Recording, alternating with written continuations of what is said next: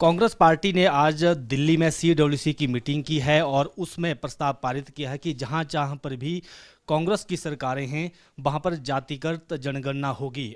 इसको लेकर बीजेपी का क्या रिएक्शन है, इसी विषय पर बातचीत के लिए हिमाचल प्रदेश भाजपा के सह प्रभारी संजय टंडन इस वक्त खबरें अभी तक के साथ हैं। सर, दिल्ली में जो सीडब्ल्यूसी की मीटिंग हुई है उसमें ये तय हुआ है कि कांग्रेस शासित राज्यों में जातिगत जनगणना होगी। इसको आप किस तरह से देखते हैं? हालांकि बीजेपी पहले भी विरोध करती आई है, अब इसका किस तरह से विरोध होगा?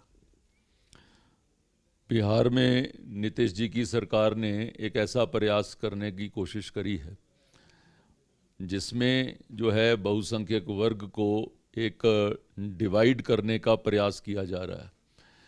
मुझे लगता है कि जिस तरीके से फूट डालो और राज करो, ये एक अंग्रेज़ों का एक ये कार्य होता था, कांग्रेस भी उसी को फॉलो करने का प्रयास कर रही है। और मुझे लगता है कि ये जनगणना इस दृष्टि से नहीं होनी चाहिए। भारतीय जनता पार्टी उसका विरोध करती है और उसके लिए जो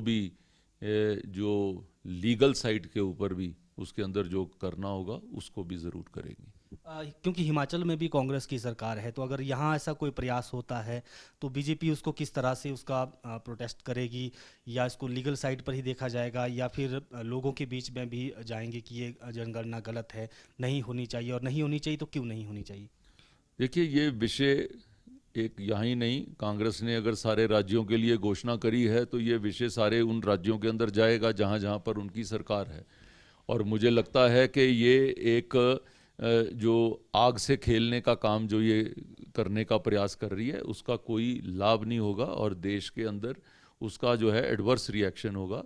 मुझे लगता है कि सब लोग जो है इसका विरोध करेंगे। भारतीय जनता पार्टी इसका विरोध कर रही है, आम जन भी इसका विरोध करेंगे और ये जनगणना इस ढंग से नहीं होनी चाहिए। जनरल जनगणना होती है, हर 10 साल के बाद होती है, उसको करने में कोई उसके अंदर कोई प्रॉब्लम नहीं है, लेकिन इस ढंग से उसको करना देश के लिए वो ठीक नहीं है। राहुल गांधी कह रहे हैं कि जिसकी जितनी आबादी है उसका उतना हिस्सा होना चाहिए सत्ता में, और बाकी अगर नौकरियों की भी बात करें तो इसको किस तरह से बीजेपी देखती?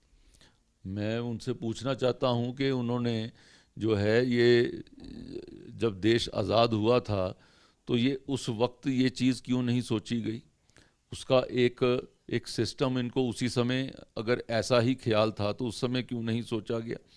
ये चीज़ उनके सामने एक क्वेश्चन मार्क है। आज वो अपनी धरती तलाशने का प्रयास कर रहे हैं, तो वो किसी ना किसी तरीके से ऐसी स्टेटमेंट्स देके वो अपने आप को उबारने का प्रयास कर रहे हैं और मेरे को लगता है वो उसके अंदर भी विफल होंगे।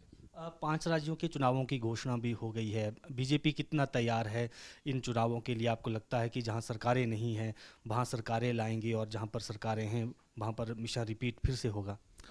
देखिए, 5 राज्यों के चुनाव की घोषणा हुई है। 7 नवंबर से लेके 30 नवंबर तक वहाँ पर पोलिंग होगी और 3 दिसंबर को रिजल्ट आएंगे। मुझे आशा ही नहीं, मुझे पूर्ण विश्वास है कि 5 राज्यों में भारतीय जनता पार्टी अपनी सरकार जो है बनाएगी।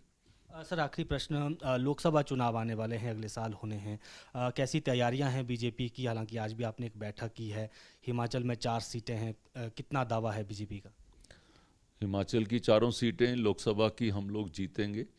जिस तरीके से 2014 में हुआ, जिस तरीके से 2019 में हुआ, इसी तरीके से हम लोग जनता के बीच जब जाते हैं, बात करते हैं, हर व्यक्ति, आम जन का ये मानना है कि मोदी जी जो है देश ही नहीं आज दुनिया में एक प्रमुख जो है नेता के रूप में वो उभरे हैं।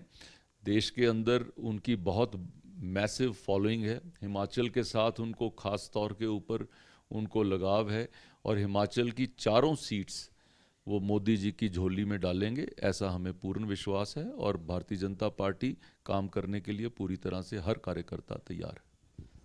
बिल्कुल, ये थे भाजपा प्रदेश सह प्रभारी संजय टंडन, और इन्होंने कहा कि जो जातिगत जनगणना है, अगर ऐसा करने का प्रयास किया गया उसका विरोध होगा लीगल साइड से भी और जनता के बीच में भी जाकर विरोध होगा, और ये जो बहुसंख्यक है उनको तोड़ने की एक साजिश है। वीडियो जर्नलिस्ट अंकुर के साथ प्रदीप ठाकुर, शिमला।